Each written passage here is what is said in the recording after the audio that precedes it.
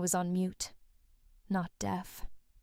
That was the sentence repeating in my head while I sat in my car outside my apartment, engine off, hands still resting on the steering wheel, 20 minutes after I heard my own sister describe me as a backup plan with a paid invoice attached to it.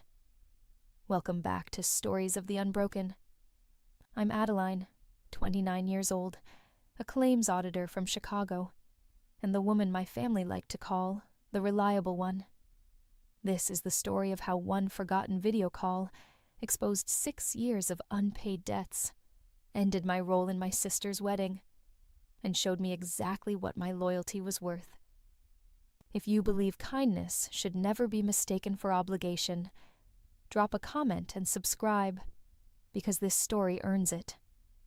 I want to start by telling you who I am, because by the end of this story, you'll understand why that mattered far more than anyone in my family expected. I work in claims auditing for a mid-sized insurance company in Chicago. I've been there for 8 years. My entire career is built around one skill: noticing the difference between what people say happened and what actually happened. People exaggerate. People leave details out. People create versions of events that sound reasonable until you compare them against receipts, timestamps, and records. Numbers don't lie. People do. That skill eventually unraveled my sister's engagement. Layla is 26, 3 years younger than me. For most of our lives, that age gap meant I became the person who quietly fixed problems before our parents ever had to step in. When she failed her driving test 4 times, I paid for additional lessons. When she lost her job at 23, I covered 2 months of rent. When she couldn't pay a phone bill, I handled it. Whenever a problem appeared, somehow it eventually found its way to me. I'm not telling you this to sound like a martyr. I'm telling you this because you need to understand the pattern before the wedding enters the story. I was never really asked to help. I was simply the person everyone expected to say yes. 6 months ago, Layla got engaged to her boyfriend, Theo. At the time, I genuinely liked him. He worked in logistics. He was polite. He remembered people's coffee orders. He always thanked me for dinner. As far as I knew, he was a good man. I was honestly happy for my sister. Then came the engagement party. Layla called me crying. That wasn't unusual. What was unusual was that this time her tears came with a price tag. She told me Theo's parents had hosted a beautiful dinner to introduce both families. She wanted to return the gesture. She wanted a proper engagement party, a venue, catering, decorations, a photographer, a live band, the whole thing. She had already gotten estimates. The total was around $5,400. She said she couldn't afford it. She said Theo's family would judge her. She said she felt embarrassed. She said she felt like a failure. And then she cried. I told her I would cover it. Part of it was love. But if I'm being honest, another part of it was exhaustion. I had watched Layla fall into financial problems for years. Every crisis eventually landed somewhere near me. Paying for the party felt emotionally cheaper than watching another disaster unfold. The final cost came to just over $5,400. The venue deposit, the catering, the flowers, the photographer, the band. I transferred the money in 3 separate payments over 2 weeks. Each time, Layla sent me voice messages. "Thank you so much. You have no idea what this means. I'll pay you back after the wedding. I promise." That promise quietly disappeared. Nobody mentioned repayment. Not at family dinners. Not after the engagement party. Not when photos appeared online. Not when relatives complimented the event. Everyone admired the beautiful evening. Nobody knew who had actually paid for it. 2 weeks later, Layla called me again. Her voice had that familiar brightness she used whenever she wanted something. She asked me to be her maid of honor. I said yes, before she even finished asking. Not because of the title, because for the first time in years, it felt like she genuinely saw me as her sister instead of the person who solved her problems. I was excited. I built spreadsheets. I researched venues for the bridal shower. I helped plan the bachelorette weekend. I started writing a speech. I rewrote that speech 4 times because I wanted it to be perfect. And then came Tuesday afternoon, the afternoon that changed everything. I was having one of my usual video calls with my mom. She was sitting in her kitchen. I was making dinner in mine. My laptop sat on the counter while I chopped vegetables. My microphone was muted because I didn't want her listening to me cut onions for 20 minutes. We talked. Or rather, she talked. My mother has always narrated Layla's life to me, the way some people describe the weather. Then I heard Layla's voice in the background. She had apparently arrived at my mother's house. She was closer to the phone than my mom was. Neither of them realized I was still connected. The call hadn't ended. I had simply gone quiet. And apparently, once I stopped speaking, both of them stopped remembering I was there. Layla was talking about Sophie, her best friend from college. Sophie had originally been the maid of honor, but had recently stepped aside because she was 7 months pregnant and exhausted. And then I heard my sister say something I wrote down less than 5 minutes later, word for word, because old habits don't disappear simply because the subject becomes your own family. She said, "I had to ask her instead. At least she's already paid for everything, so she'll just keep going along with whatever I need." I sat completely still. The knife remained in my hand. Half an onion sat on the cutting board. According to the call log I later checked, 58 seconds passed. I didn't speak. I didn't unmute. I simply listened. My sister continued talking as if she hadn't just described me as a resource, as a backup plan, as a person whose loyalty could be purchased. I ended the call normally several minutes later. "Love you, Mom. Talk to you soon." My voice never shook. And that's important, because later everyone would accuse me of overreacting, of being emotional, of misunderstanding. But the truth is that I didn't react at all. I simply started paying very close attention. That same week, my Aunt Carol called. She had no idea what I had heard. She was excited. She told me Theo's family had been saying how generous I was. Apparently, everyone had been told that I had voluntarily paid for the engagement party as a gift, a surprise, an act of love. Theo's mother had supposedly said that Layla was lucky to have such a selfless sister. I asked Carol to repeat that, twice, because suddenly something became very clear. Layla hadn't simply failed to mention the loan. She had rewritten it. To Theo's family, I was the generous sister. Privately, I was the person who would keep paying, because I had already paid once. 2 versions of me existed at the same time. The generous sister and the reliable fool. And for the first time in years, I began to wonder which version my family actually believed. That night, I did something I happened to be professionally very good at. I built a timeline. I opened my banking app. I searched my statements. I went back 3 years, then 4, then 6. The driving lessons, the rent, the phone bill. 2 smaller loans I had completely forgotten about. Money transferred for emergencies. Money transferred for bad months. Money transferred because something had gone wrong again. None of it had ever been repaid. Not $1. And what surprised me most wasn't the amount. It was how normal it all had become. Every transfer had quietly entered the family story the same way. Adeline doesn't mind. Adeline is generous. Adeline has always been responsible. For years, I accepted those descriptions as compliments.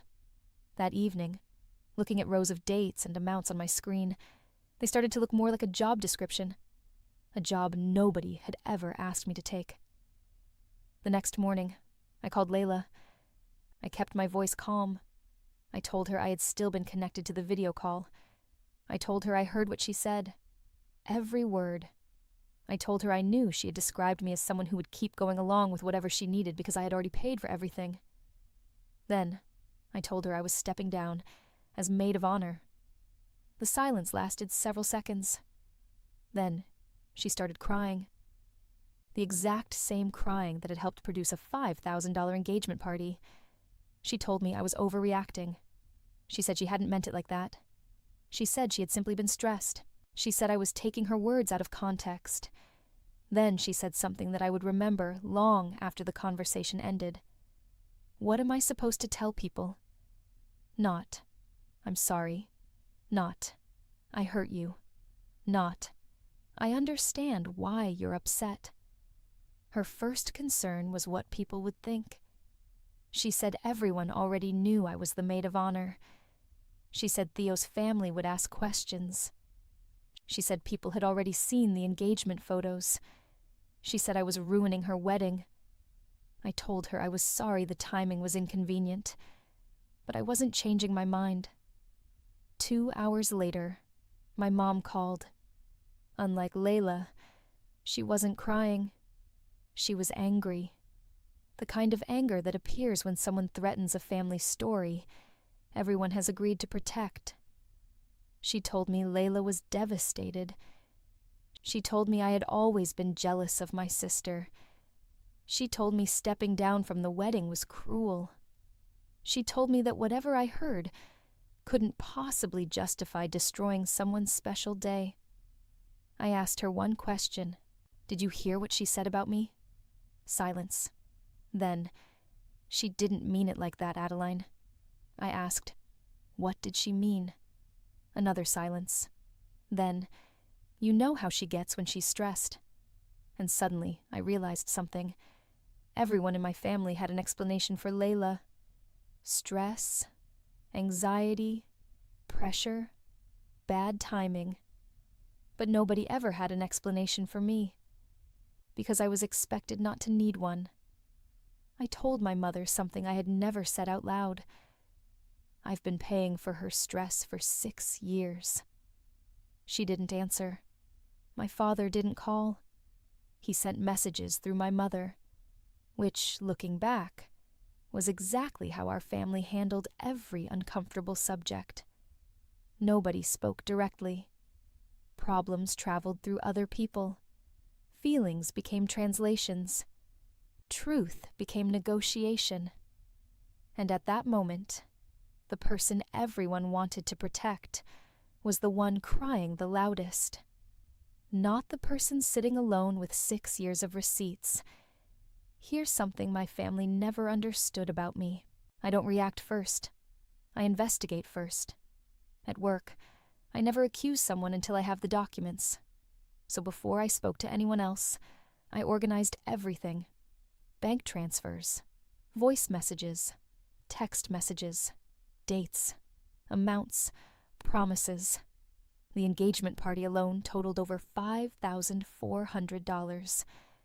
There were another $1,400 in smaller loans, $800 for driving lessons, phone bills, rent payments, emergency transfers. Altogether, the total came to nearly $7,600. Every amount had a date. Every date had a reason. And almost every payment had some version of the same promise attached. I'll pay you back. Just give me time. Next month. After the wedding. After things settle down. After I get my paycheck. I created a document. Simple. Professional. Almost the same format I would use for an investigation at work. Then I sent Layla one message. No accusations. No anger. Just facts. Every date. Every amount. Every promise. And one sentence underneath.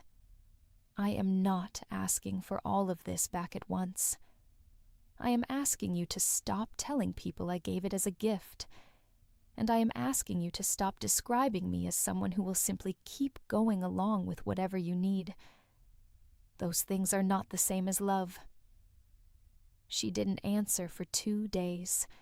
When she finally replied, it wasn't an apology. It was a negotiation. She asked me to reconsider being maid of honor. She said people would ask questions. She said Theo's family would notice. She said everyone would assume something terrible had happened. For the first time in 4 years, she offered to repay me $50 a month. After the wedding, once things settled down, I read that message 3 times, because the order mattered. The wedding came first. Her appearance came first. The photographs came first. My feelings came afterward. I declined. I told her I would still attend the wedding if she wanted me there, but I would not stand beside her for appearances. I didn't need revenge. I didn't want to punish her. I simply wanted to stop playing the version of myself everyone seemed most comfortable with.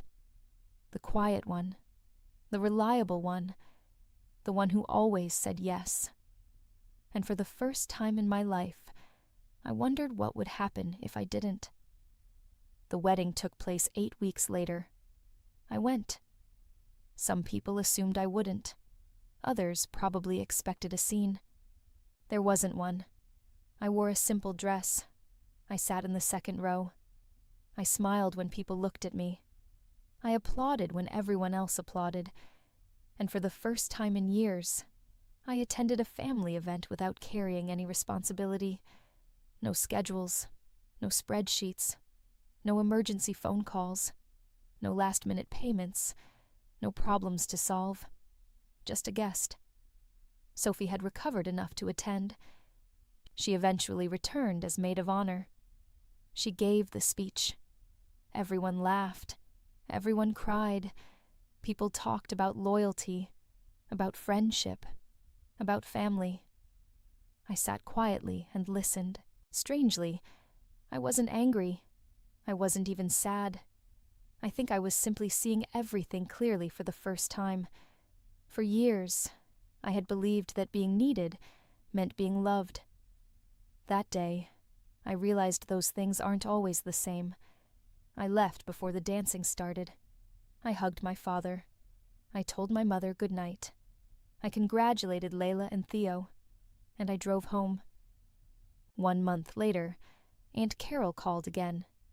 This time, her voice sounded different. Sophie and Layla had apparently argued after the wedding about something entirely unrelated. During that argument, the story about the video call had surfaced. A cousin heard about it. Another relative heard from the cousin. The truth moved through the family the way truth often does. Quietly. Sideways. Until eventually, everyone knows. Carol apologized. She said she felt terrible for telling me how generous everyone thought I was. I told her she didn't owe me an apology. She only knew the version she had been given, the same version everyone had been given. 6 weeks after the wedding, my father finally called me directly. Not through my mother, not through messages. Him. His voice sounded older than I remembered. He said something very simple. I should have asked you what happened instead of assuming. I'm sorry it took me this long. I didn't know what to say. Part of me wanted that apology. Another part of me wondered why it had taken almost 3 months. I still don't know exactly what to do with it, but I appreciated hearing it. Layla and I speak now. Carefully. There are longer pauses, more honesty, less pretending. She has paid back $1,000. Not because I demanded it, not because I threatened her, because I think she finally understands that the money was never really the issue. The issue was value. The issue was respect. The issue was discovering that someone you love sees your kindness as a resource. she still sends $50 every month. Maybe the entire amount will eventually be repaid. Maybe it won't. But I've stopped measuring the story in dollars. A few months after the wedding, I opened a separate savings account. Any money I lend to family now comes from that account. Every transfer has a note. Every payment has a purpose. Every agreement is written down. Not because I expect courtrooms. Not because I expect lawsuits. Because I've learned that memories change. Stories change. People change. Records don't. And if this experience taught me anything, it's this. The people who give quietly are often remembered as generous, right up until someone asks why they were never repaid. Then suddenly, they become difficult, complicated, cold, unforgiving. For years, my family called me reliable. What they really meant was predictable. They knew I would say yes. They knew I would absorb problems. They knew I would stay quiet. The moment I stopped doing that, I became the problem. But I wasn't the one who changed. I simply stopped pretending not to notice. Helping someone should never require disappearing inside their expectations. Being dependable should never mean becoming invisible. And kindness should never become a permanent payment plan. I wasn't the person who damaged our relationship. I was the person who finally noticed the damage that had already been there. I was on mute that day. I'm not anymore. Have you ever discovered what someone really thought about you when they believed you weren't listening? Tell me in the comments. Share this story with someone who spent too long being the reliable one. And subscribe, because here at Stories of the Unbroken, the quiet ones always get the last word.